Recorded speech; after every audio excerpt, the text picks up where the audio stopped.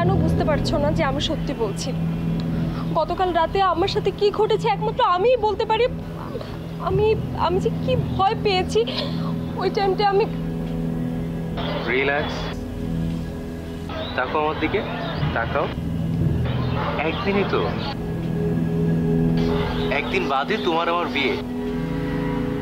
তোমার বিয়েটা হয়ে যাক, তারপর তোমার সব চিন্তা ভাবনা সবকিছু আমার। রিল্যাক্স।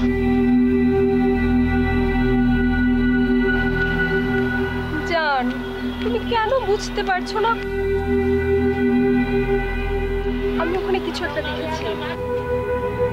আমার সাথে যা ঘটেছে আমি তোমাকে বলে বুঝাতে পারবো না নাবিল। প্লিজ প্লিজ জান, ট্রাস্ট মি।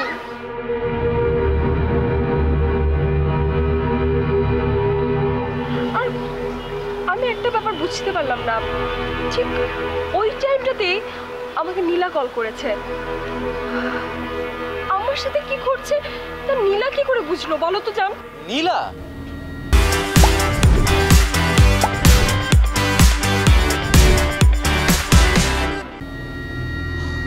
মিথিলা, তুমি আবার কবে থেকে নীলার ব্যাপারে সিরিয়াস হলে বলো তো? ফরগেট ইট, সবকিছু ভুলে যাও। একটা দিন বাদেই তো তুমি আমার ঘরে আসছো। আচ্ছা তুমি বলো, এই একটা দিনের জন্য নতুন করে বাসা কোথায় খুঁজে পাবো? একদিন বাদেই তোমার আমার বিয়ে, তারপর দেখবে সব ঝামেলা চুকে যাবে। তুমি জানো, আমি না সারাক্ষণ স্থির থাকতে পারি না। ঘরে বলো, অফিসে বলো, বাইরে বলো, যেখানে যাই না কেন সারাক্ষণ আমি তোমাকে দেখি। আমি কিভাবে জানো? এই বুঝি আমি তোমাকে দেখছি, এই বুঝি তুমি আমাকে অর্ডার দিচ্ছ, শাসন করছো, ভালো। মিথিলা, মিথিলা, তুমি কি আমার কথা শুনতে পাচ্ছ না? আরে বাবা, আমি তো তোমার আমার বিয়ের কথা বলছি। নাবিল, সরি জান,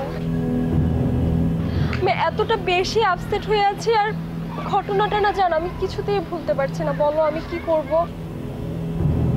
শোনো প্লিজ, তুমি আমার জন্য একটা বাসা খুঁজো। আমি আর ওই বাসায় যেতে চাই না। ওকে, তুমি শান্ত হও। আচ্ছা তুমি কি বাসা চাও? এই তো ঠিক আছে, আমি বাসা খুঁজে দেব।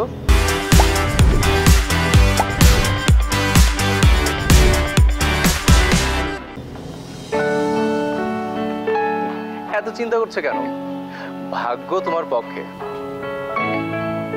তুমি যা চাও তাই পেয়ে যাবে। রিল্যাক্স। ও বাবু, আমি না একটা কথা বলতে ভুলে গিয়েছি। আমার কলিগ আছে না শিলা, ওর রুমমেট ঢাকার বাইরে গিয়েছে। আর ও আমাকে বললো যে বিয়ের আগ পর্যন্ত আমি ওর বাসায় থাকতে পারি। বলো না জান, আমি কি থাকতে পারি? এই তো প্রবলেম সলভ হয়ে গেছে। বোকাবে, শুধু শুধু মন খারাপ করো। ঠিক আছে চলো, তুমি এখন বাসায় যাই রেডি হও, তারপর তোমাকে শিলার বাসায় আমি দিয়ে আসবো। চলো।